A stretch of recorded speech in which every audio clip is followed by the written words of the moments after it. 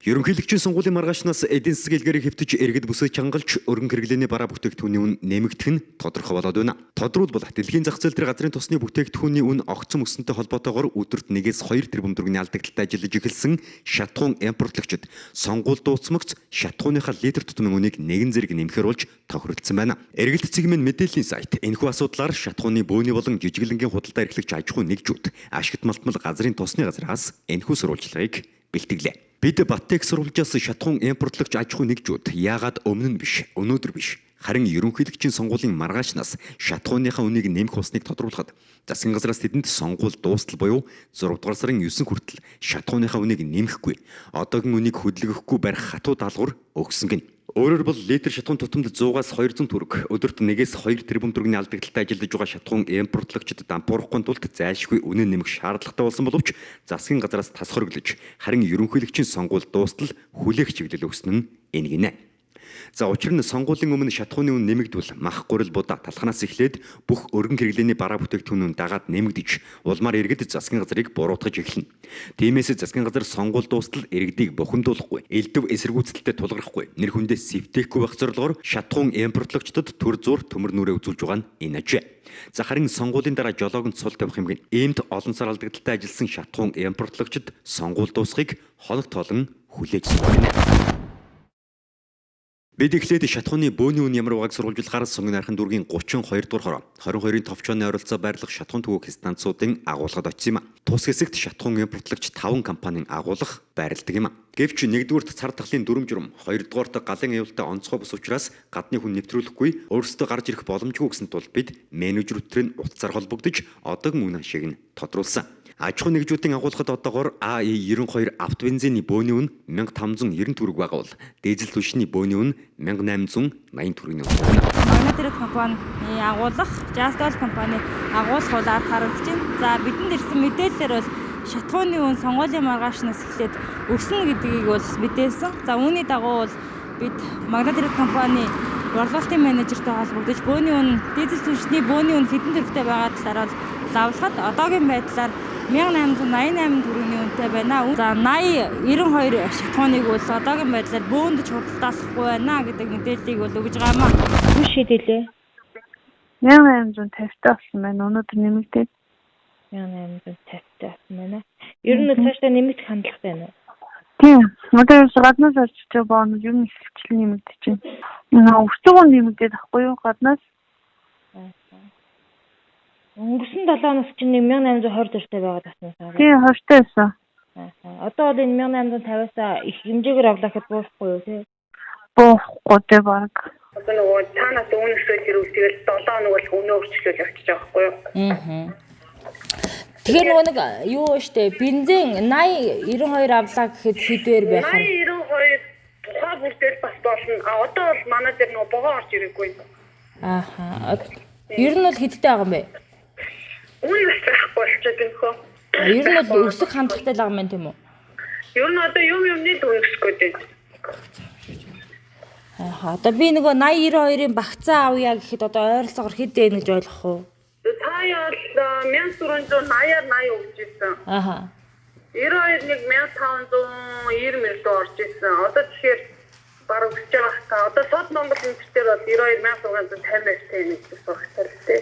Оны үнэ яг одоо 1820-аар боломжтой. Тэгтээ үн одоо өсөж 1870 болоод 1820-оос 70-ийн хооронд байна гэж ойлгож болох уу? Яагаад ер нь үнэ өсөд байгаа юм бол? Гадаад үн өсөж байхгүй юу? Гадаад нь өсөд байгаа болохоор л тийж байна тий. Уншигч үзэгчтэй анзаарсан бол бидний холбогдсон хоёр агуулгын аль нь АИ-92, АИ-80 шатхууныг борлуулахгүй байгаа гэлээ. Өөрөөр хэлбэл ерөнхийлөгчийн сонгуул дуусмагц үнэ нэмэх гэж байгаа учраас шатхуунаа нөөцлж байж болцшгүй байгаа юм а. Түүнчлэн тэд шатхууны үн удахгүй өсөх гэж байгаач нуусангүй. Үүний дараа бид Магнатрит компанийн шатхуун түгээх станцын түгээгчээс жижиглэнгийн шатхууны үннийг тодруулсан. За одоогоор АИ-92 автобензиний жижиглэнгийн үн 1450 төгрөг, дизель түлшний жижиглэнгийн үн 2250 төгрөг байна. За тэгвэл ерөнхийлөгчийн сонгуул дуусмагц энэ үн багадаа 100-аас 200 төгрөгөөр нэмэгдэх тооцоо гарсан байна. За Улаанбаатар хотод борлуулагдж байгаа жижиглэнгийн шатхууны үн АИ-92 автобензин 1450 төгрөг, за дизель түлш 2290 төгрөг, АИ-95 автобензин 2250 төгрөгийн үнэтэйгээр борлуулагдаж байна. За энэ үннүүдээс бол А92 авто бензиний үнийг бол засгийн газраас холбогдох арга хэмжээнүүдийг авсны үндсэн дээр сүүлийн хэдэн сарын турш тогтвортой байлгаж байгаа гэдэг мэдээлэл өгч байгаа. За харин уул уурхай газар тариалан барилга болон хүнд үйлдвэрлэлийн салбарт төгөөмөд ашиглагддаг дизель түлшний хувьд бол засгийн газраас ямар нэгэн зохицуулт хийхгүй байгаа учраас сүүлийн хэдэн сар дараалан өссөөр 2290 төгрөгийн ханштай ийм болоод байгаа юм а.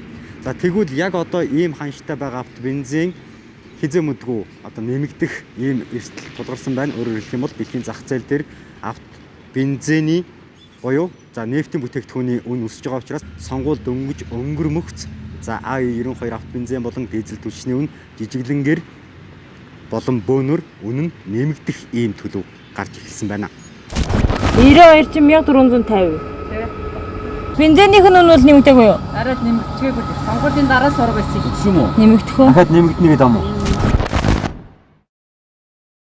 За тэгвэл бид энэ асуудалд салбар яам хашигт малтмал газрын тосны газраас ямар бодлого барьж байгааг тодрууллаа. Тэгэхэд өнгөрсөн оны 12 дугаар сард дэлхийн зах зээл дээр Брент газрын тосны үн $45 байсан бол одоо $70 даваад байгаа. За үүнээс бол болж аж ахуй нэгжүүд алдагдал хүлээж байгаа нь үнэн төрөөс А92 авто бензиний үнийг бодлогоор барьж байгаа. Харин дизель түлшний үнд ямар нэг зохицуулт хийгээгүй буюу зах зээлийнхаа зарчмаар өсөж байгаа гэдэг тайлбарыг өгч байлаа. Коронавирусын цар тахлын нөлөөгөөр дэлхийн зах зээл дээр сүүлийн жил орчмын хугацаанд газрын тосны үн эрс буурч за харьцангуй тогтвортой байгаа. За үүнтэй холбоотойгоор Монгол Улсын засгийн газраас шатхууны үнийг буулгах тогтвортой байлгах чиглэлд бол тодорхой арга хэмжээ авч ажилласан. Тэгвэл сүүлийн хэд хоногт газрын тосны үн нэмэгдсэн гэсэн тоо мэдээлэл бий. За тэгвэл төрөөс шатхууны үнийг доктортой ойлгох чиглэлээр ямар арга хэмжээ авч байгаа талаар албаны үнээс тодруулан хэлье. Газрын тосны үн бол 12 сараас үсчихлээ 2020 он. Тэгээд ерөнхийдөө тасралтгүй 45 байсан. Брентийн үн ярьж байгаа тийм ээ. Түүхэд тосны үн. Брент тосны үн 45 байжгаад одоо 10% өссөөр байгаад одоо 70 гарчаад байна. Энэ өсөлт сүүлийн хагасгийн метр үнэндээ бол тасралтгүй байна. 95 дизель бол дагавар өсөө явсан байна.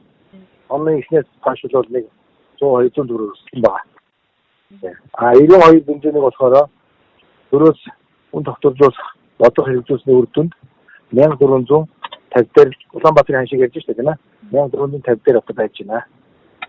Аймагуд болохоор бодит жилийн 5 сараас хойш одоо бүтэн жил гэсэн үг тийм ээ.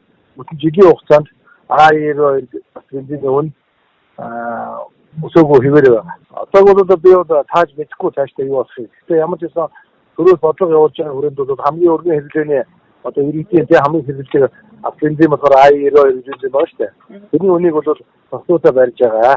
92 дээр бол аж ахуйн нэгжид албатай явж байгаа тохиолдол бааж байгаа. Коронавирусын цар тахлаас үүдэлтэй эдийн засгийн хямрал нүүрлээд буй энэ үед шатхууны үн нэмэгдвэл өргөн хэрэглээний бараа бүтээгдэхүүний үн дагаад нэмэгдэж ард иргэдийн амьдрал шууд илгээр хэвтнэ. За гэвч шатхуун импортлогчид ард иргэдийн амьдралыг бодоод шатхууныхаа үнийг нэмэхгүй байж байгаад дампуурна гэж байхгүй. Сонгуульд дуусны дараа засгийн газраас ч шатхуун импортлогчдыг барьж тогтоох боломж байхгүй юм а. Өөрөөр хэлбэл шатхууны үн зайлшгүй нэмэгдэж ард иргэдийн амьдрал хэцүүдэх нь цаг хугацааны асуудал болчихлоо гэсэн үг.